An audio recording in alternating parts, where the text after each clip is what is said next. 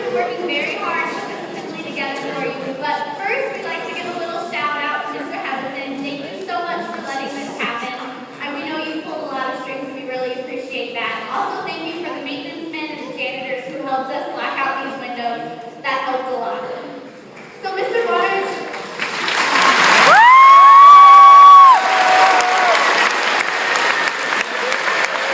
Record this whole thing for more. People crying makes me start crying. Me too. I'm like, nobody So cried. much over the past 14 years, and we just want to give something a little bit back to you. So here's the link from here. We want to tell you what we need.